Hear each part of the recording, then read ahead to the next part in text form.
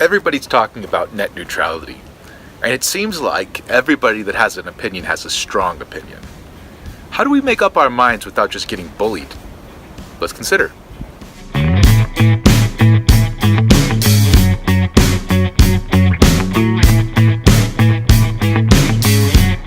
can't get it off my mind. Hello, philosophers. I'm Chico. Welcome to the Philosopher's World, where we take a philosopher's view of current events. I'm not here to tell you what to think. I'm here to show you how to think. So I want to tell you, first of all, a little bit about the way the next few episodes are going to run. Again, we're taking kind of a break from our regular philosophy to consider a current event in a philosopher's perspective. What that means is I'm going to explain to you today the two different positions. I'm going to explain to them the philosophical underpinnings of them, why somebody would believe what they believe, and then the next episode, I'm actually going to talk about arguments for net neutrality, and in the following episode, I'm going to talk to you about arguments against net neutrality. I'm not going to tell you what I think. I'm going to do my best to present both sides as cogently and as rationally as possible, and I hope to help you to be able to think through it yourself, and for you to come up to your position once you've been totally informed.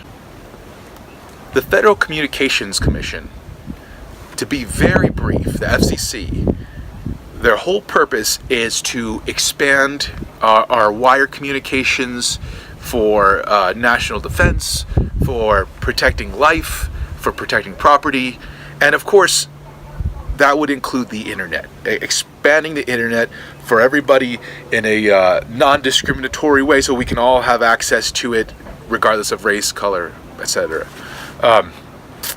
In 2015, the FCC came out with what are now called net neutrality rules. That would say that ISPs, internet service providers, the guys that bring the internet into your house, so guys like Verizon, Cox, Comcast, at&t, those guys are not allowed to block websites based on content as long as it's legal. They're not allowed to slow down your access to web pages, and they are not allowed to charge extra so that you can get faster internet services, right? They're not allowed to have tiered speeds of internet. In 2017, very recently, December this year, so I think like a week or two ago, the FCC rolled back those rules. They've repealed those rules.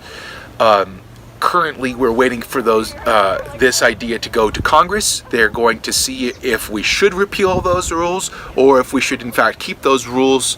The question that we are asking today is, which one is right? Should we keep them? Should we reject them? So first of all, the people that believe that we should repeal net neutrality, why would you say something like that? Here are the philosophical underpinnings of this view. Number one, they would take on a scale of equality to freedom, they choose freedom. You may wonder, wait, why would you put those two things opposed to each other? Well, imagine if I were to make freedom my number one goal. How would I make everybody free? I would just let them do whatever they wanted. And if they did whatever they wanted, probably some people would end up more unequal than others, right? So some people would end up on top, some people would not be on top. More unequal makes zero sense. I shouldn't have said that. Sorry. But yeah, it would be to get people unequal. If I wanted everybody to be equal, how would I do that? I take away everybody's freedom and force them to be the exact same, right? So it seems like these two things can infringe upon each other. When you have them infringing, which one would you pick? This view would say, let's choose freedom. Let's let people do what they're going to do and not worry about equality as much, right? Definitely worry about equality. Everybody wants equality, but not worry about it as much. This view would also say that the goal of a business is to get as much money as possible, right? It's not necessarily, and you may wonder, why is that a philosophical perspective? Well, there could be other goals for businesses. It might be a goal of a business, let's say, to have the best name, right? To put forth the best product just because you want to bring honor to yourself or something. I don't know. Another philosophical perspective here is that the goal of a consumer is to get the best, cheapest product possible. Again, a philosophical underpinning. So I remember when my wife and I visited Paris, I was told you will not find any sales in France, and I apologize if this is wrong, but at least it'll help illustrate the point. You will find no sales in France. Why is that? Because the French do not trust sales, right? They want to pay full price because then it shows the worth of the product, right? And if you're putting it on sale, then clearly it wasn't worthwhile. So in America, we think, yeah, I'm just going to get the cheapest best. In France, they might say, I'm going to get the best, and cheapest doesn't even qualify. So that is a philosophical position. It's the consumer's job to get the best and cheapest. This view would say that the goal of economics is to have the healthiest relationship between the business and the consumer. We will get the businesses filthy rich. We will get the consumers tons of products and at very cheap prices if we can, right? And make the best balance that we can out of that. Also, this view would be that the healthiest economy is one of the most important things we can have. Why is that? They would say because most of the good stuff that you want is from the economy. You want education? Well, you have to have a good economy to have universities that are high quality. You want good health care? You need to have excellent economy to produce medical technology, things like that. So the economy is very high of importance. We should only infringe upon it when absolutely necessary. This view would also say that regulations harm the economy. I mean, imagine if you are a business and your goal is to make the most money possible, and other businesses out there are giving consumers the opportunity of buying better and cheaper products than you, then you're not going to survive. So the only way, given a fair and competitive market, for a business to survive would be to get the best and cheapest products possible. Now, if you start putting regulations on that, if you start making rules for those guys, you're going to be making things worse. So any tampering with the economy is going to mess up the economy. We should make as few rules as possible. Of course, there are going to be rules that are necessary, but as few rules as possible. And finally, one philosophical perspective that goes underneath this view, not shared by everybody, but for most people in this view, is that the government is not to be trusted. Once you put the government in charge of anything, it gives them political leverage. It gives them power over that thing.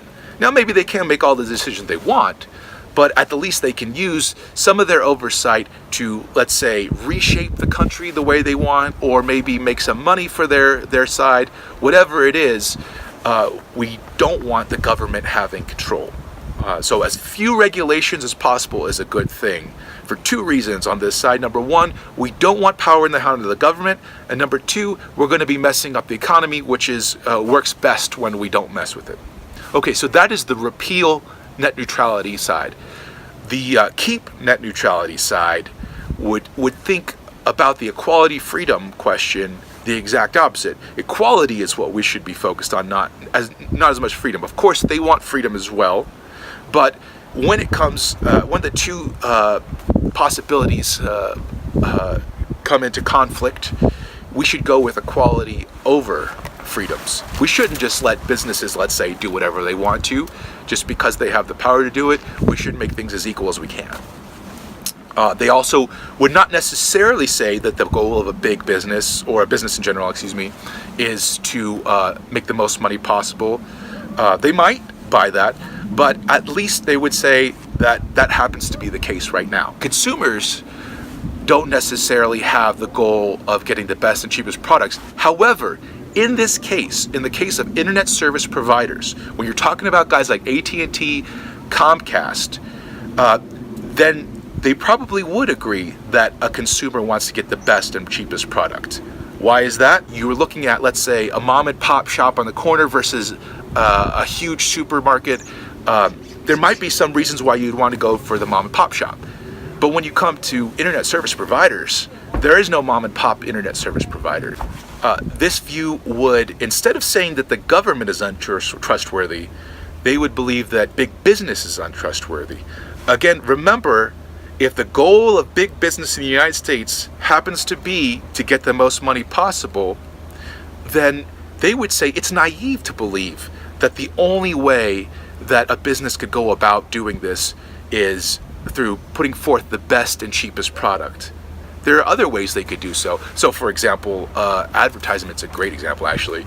You ever watch beer commercials and you see, like, they're like, this one dude, he's got like 5 beautiful women around him, huge house and stuff like that. Now, the beer commercial's not deceiving you, right? They're not saying, if you drink this crappy beer, then you are going to be rich and have lots of beautiful women around you. But we psychologically associate those two things. So you have, good feelings when you think about those beers.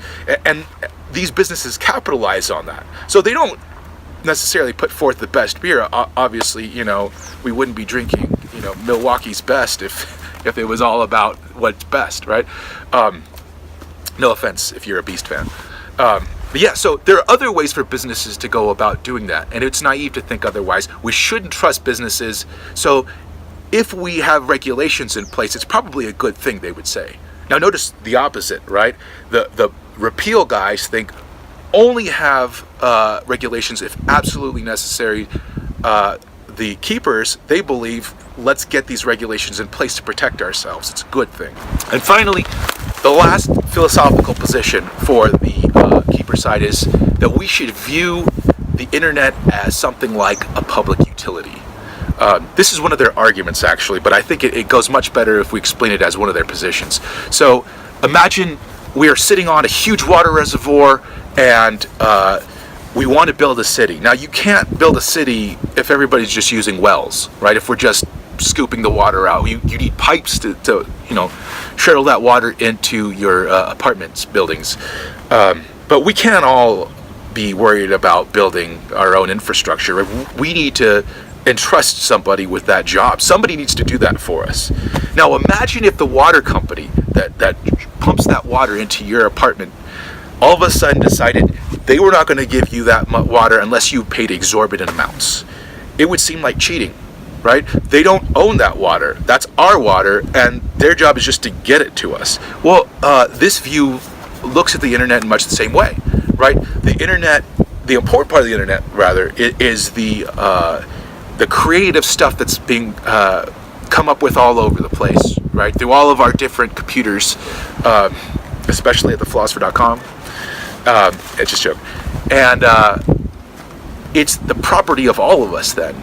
And for the internet service provider to come in and say, well, unless you pay me an exorbitant amount, I'm not going to let you have this internet. Well, your job is just to give me what is already mine, right? It's not a big job, but I'm entrusting you with it. So yeah, that would be a reason why we would want to protect ourselves with these regulations, even if they're not absolutely necessary. Those are the two positions. That's where they start off. What are the arguments they give? That's something that I'm going to go over in the next couple of videos. But again, as I always say, I think the best philosophy happens in dialogue, so please feel free to comment what your perspective is on this. Please be nice, right? It's crazy, like these views tend to be, there's some animosity, and a philosopher does not belittle, does not, ridicule. A philosopher's job is to try to understand. And so I would hope that while you are commenting, please don't belittle anybody, any perspective. Just it would be great though to hear what you think, and even why you think the other side is wrong. There's nothing wrong with that, right? Again, this is ugly waters for me, right? This is something that people get angry about. So if you're finding value in this, please subscribe. It helps my channel a lot. It helps me to be able to do stuff like this, to research and put out these videos. Also, like, comment, subscribe. I already said subscribe. And tag a friend so they can join the conversation. Adios.